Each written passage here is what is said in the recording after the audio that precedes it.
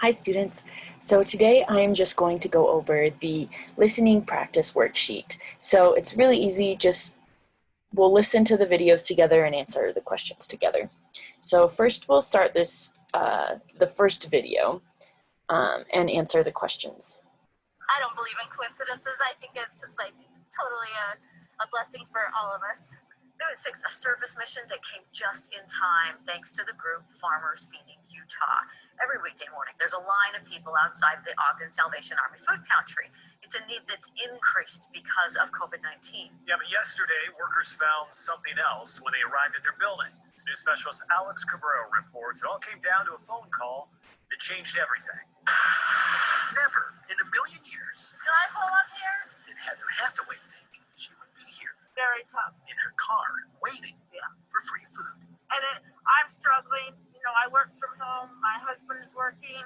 We still can't make it. Things were rough for her before coronavirus began.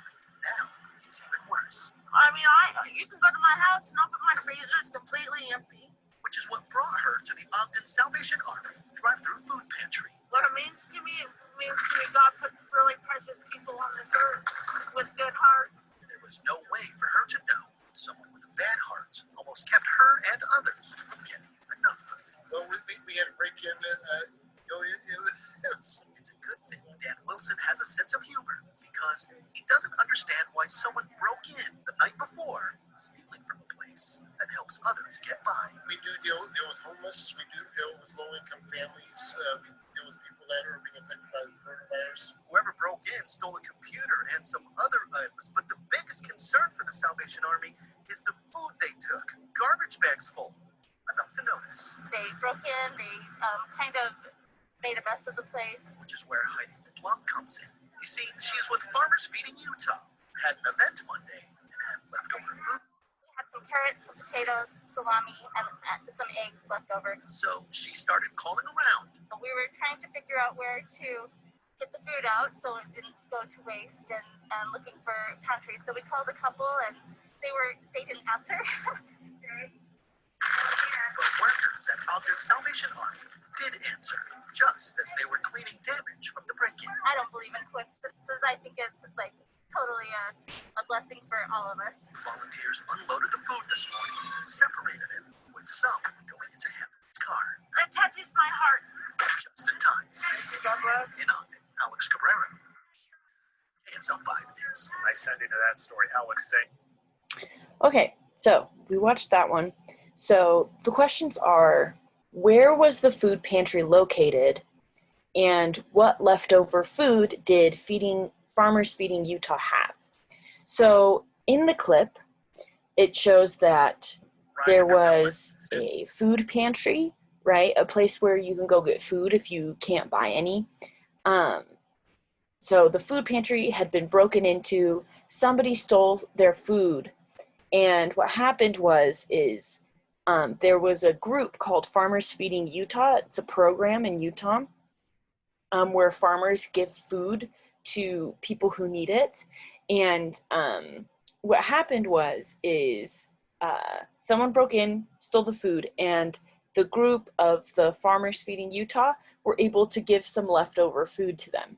So in the clip, it says that the place was in Ogden.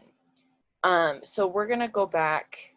It's a need that's increased because of COVID-19. Yeah, but yesterday, workers found something else when they arrived at their building. As news specialist Alex Cabrera reports, it all came down to a phone call that changed everything.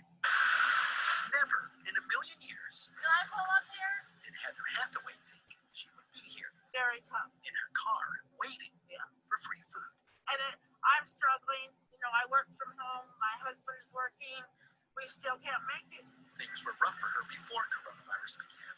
Now it's even worse, I mean, you can go to my house and open my freezer. It's completely empty. which is what brought her to the Ogden Salvation Army drive-through food pantry. Okay, so it just said the Ogden Salvation Army. So the place that it was at was in Ogden. And then what leftover food did they give the food pantry? And we're gonna go to that part right now.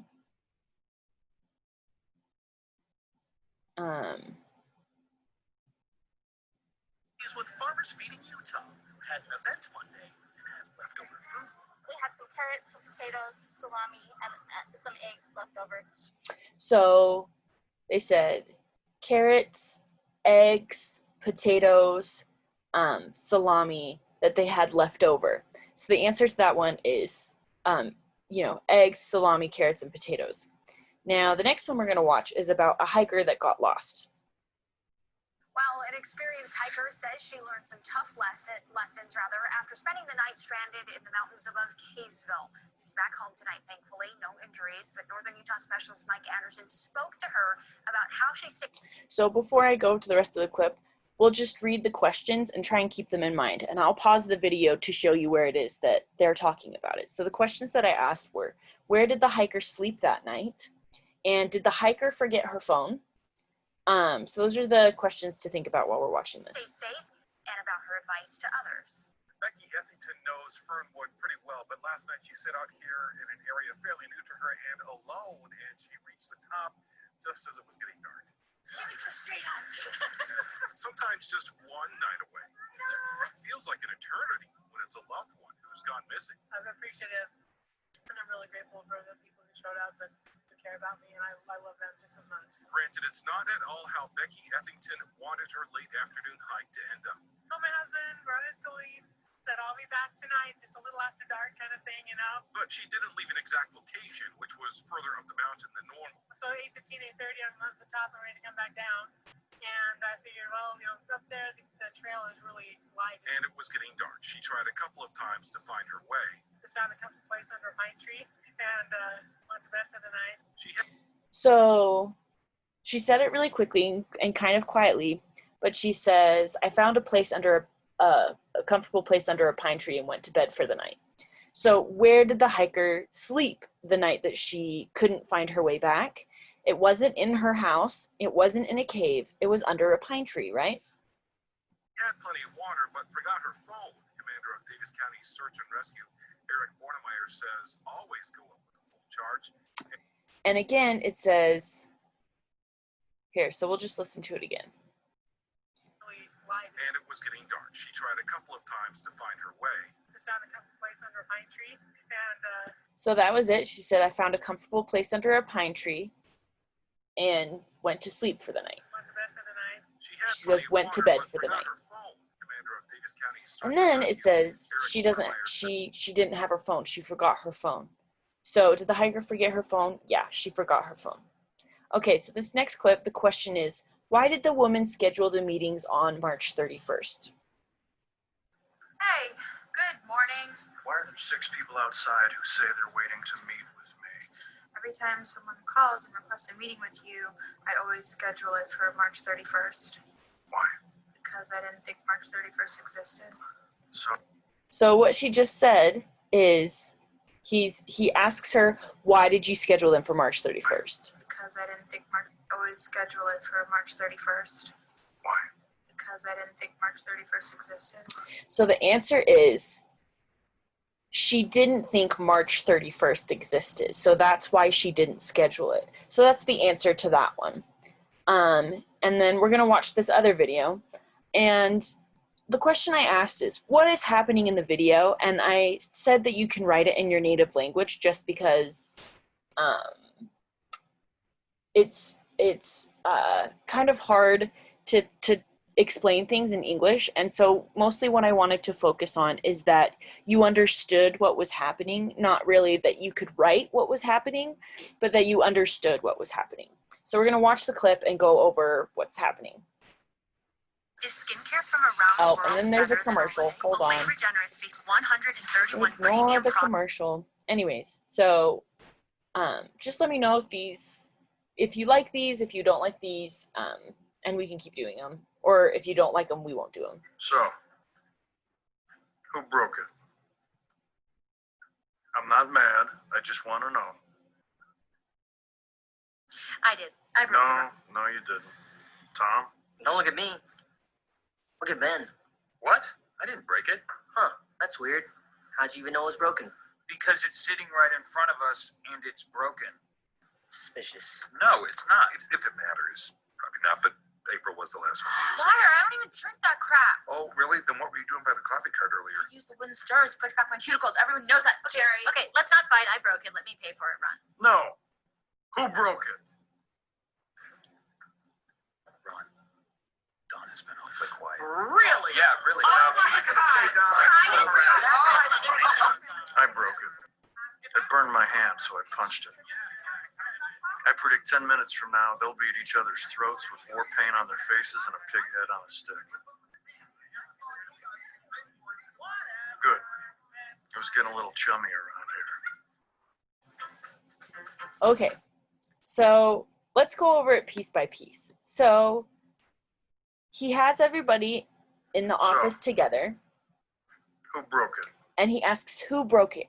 So everybody's talking about who broke the coffee machine.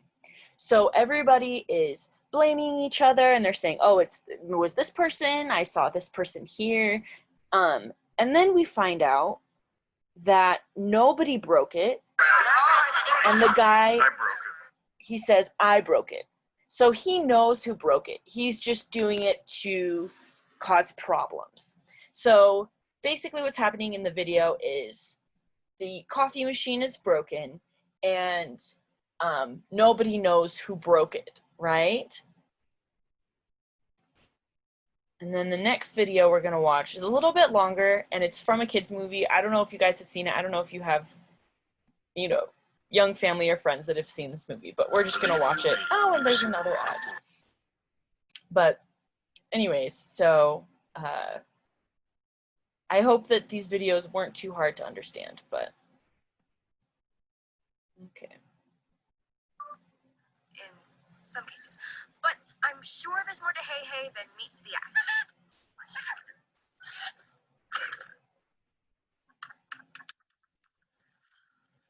It's the harvest. This morning, I was husking the coconuts and...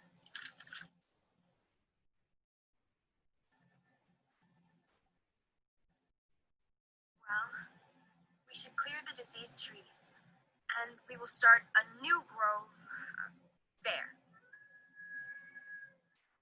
Thanks, Moana. She's doing great. This suits you. There's something you need to see. Our traps in the East Lagoon. So Pulling up less and less fish. Then we'll rotate in this video, so far they're talking about all the bad things that are happening, and all the, like, the coconuts are bad and things like that. But the question that we want to look for is, her father does not want anybody to go into the ocean. Why? Why does her father, the chief, not want anybody to go into the ocean? There's no fish. Oh. Then we'll fish the far side of the island. We tried. The windward side? And the leeward side, the shallows, the channel. We've tried the whole lagoon. They're just gone. Have you tried using it?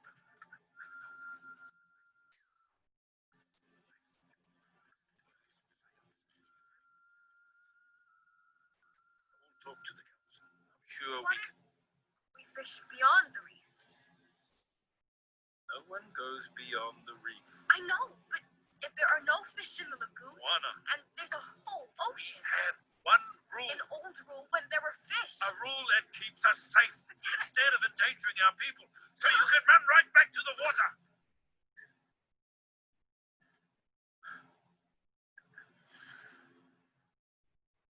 Every time I think you're past this, no one goes beyond the reef.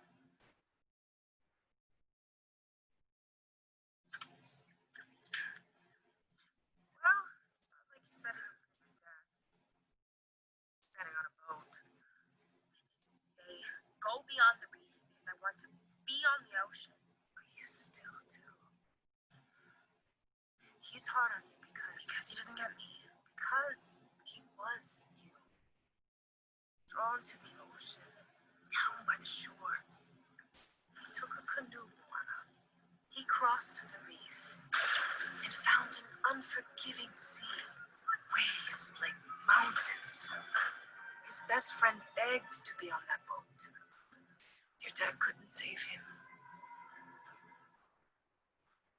He's hoping he can save you.